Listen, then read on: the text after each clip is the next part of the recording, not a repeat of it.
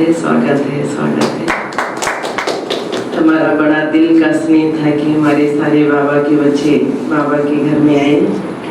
बाबा ने बहुत पहले मुरली चलाई थी कि हर एक सेंटर मिनी मधुबन हो, तो उस टाइम ही संकल्प किया था मधुबन तो मधुबन है, जोन जोन है, सेंटर सेंटर ही है।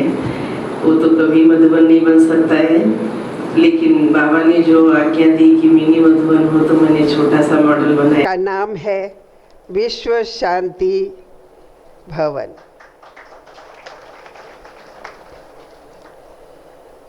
इस विश्व शांति भवन के नाम से ही हम सबको ये संदेश मिलता है कि न केवल भदोई लेकिन सारे विश्व में इस भवन के द्वारा शांति का संदेश और शांति के वाइब्रेशन चारों तरफ फैलेंगे। विश्वास है कि ये भवन के द्वारा हम सभी की जो आश है कि सारे विश्व में हर एक आत्माओं में भाईचारा हो, आपसी प्रेम हो और धर्म तथा जाति की जो दीवारें हम सभी ने खड़ी कर दी हैं, वो भी इस भवन के द्वारा जो सहज ज्ञान और राजयोग की शिक्षा दी जाएगी और राजयोग का अभ्यास कराया जाएगा, जिससे हम सभी की ये जो आश है वो पूर्ण हो सकती है।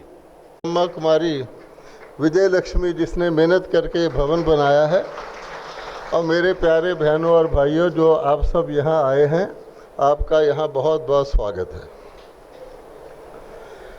भवन तो बहुत बनते हैं, कई निजी प्रयोग के लिए बनते हैं, कई सार्वजनिक प्रयोग के लिए बनते हैं। ऐसे भवन जो सेवा के लिए बनते हैं, जैसे कि स्कूल्स होते हैं, कॉलेजेस होते हैं, हॉस्पिटल्स होते हैं, वो विशेष स्थान रखते हैं।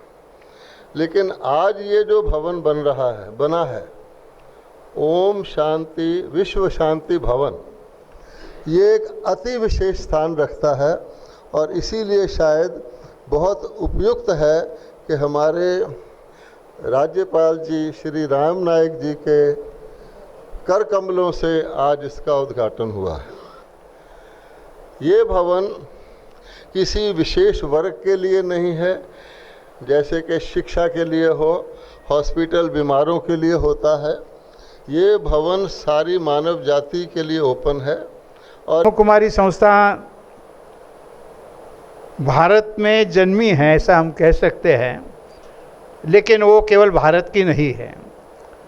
यानी विश्व में किस प्रकार से आज जीवनमान है, उसका विचार करते हुए यह शांति प्रस्थापित करने का एक महनीय कार्य ब्रह्म कुमारी के हाथों से हो रहा है। और इसलिए ऐसे संस्था के माध्यम से भदोई में विश्व शांति भवन का जो निर्माण हो रहा है, उसके उद्घाटन के लिए मुझे बुलाया। मेरे लिए तो यह गौरव की बात है, ऐसा मैं मानता हूँ।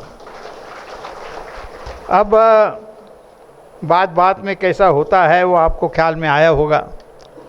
ये कहा गया कि ये संस्था ऐसी है कि इसमें अधिकतर महिलाएं काम करती है और फिर कुछ पुरुष भी उनको सहयोग करते हैं।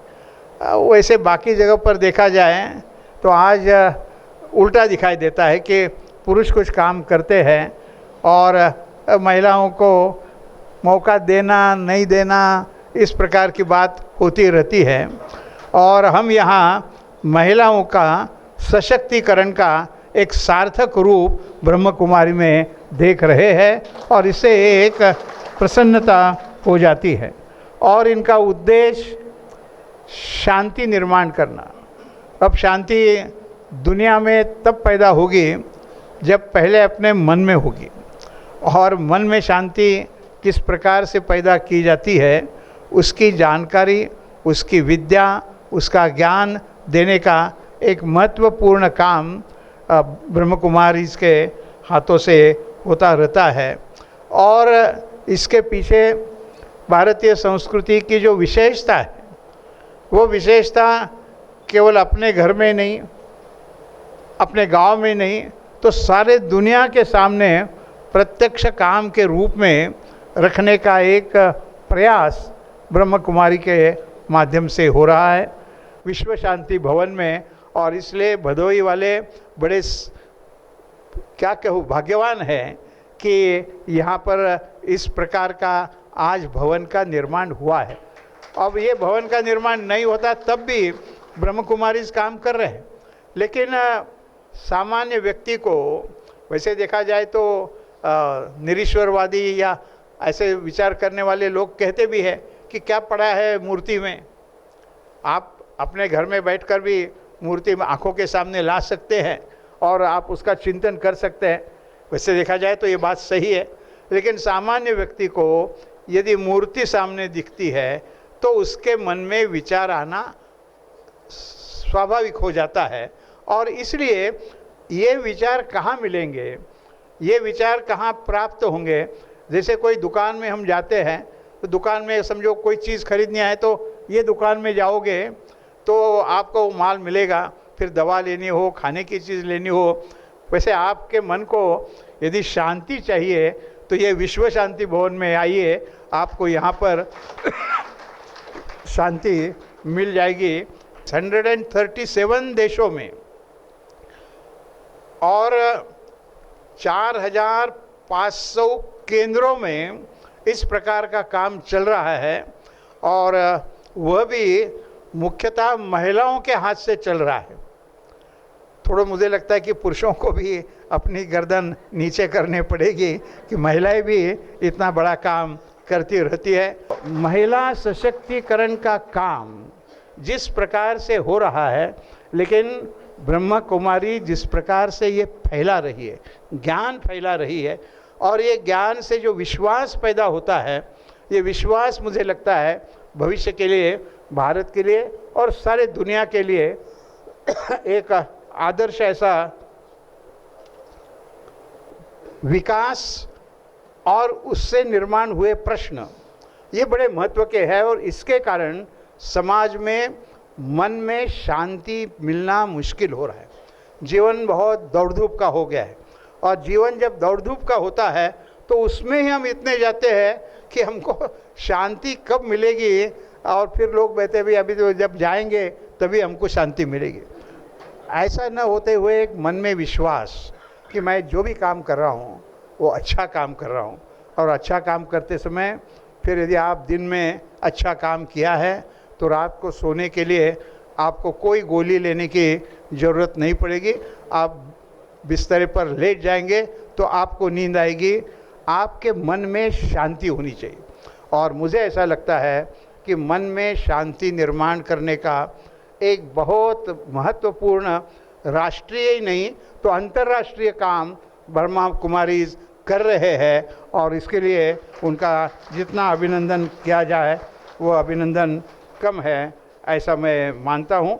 और इसी भूमिका में मुझे लगा कि चलो भदोही के लोगों ने बुलाया है तो मैं आ गया, बहुत अच्छा लगा। लेकिन ये मिलने का जो भाग है वो मिलन समाज का ऐसा हो कि परिचय के आदमी कोई नहीं तो अपरिचित आदमी के लिए भी हम सहायता दे सकते हैं। और ये सहायता देने का एक ऐसा, जैसे बिजली घर होता है तो उसमें से बिजली निर्माण होती है, तो उस प्रकार से ये शांति भवन ऐसा है कि यहाँ से शांति के संदेश जाएंगे, शांति का व्यवहार जाएगा। और मैं इतना ही कहूँगा कि यही काम हम सब लोग आगे भी करते रहे, तभी इसकी सार्थकता होगी। मुझे बुलाया इसलिए बहुत बहुत धन्यवाद। मैं एक शुद्ध पवित्र आत्मा, दिव्य आत्मा हूँ। मेरी हर सोच, बोल, कर्म सबको सुख देता है।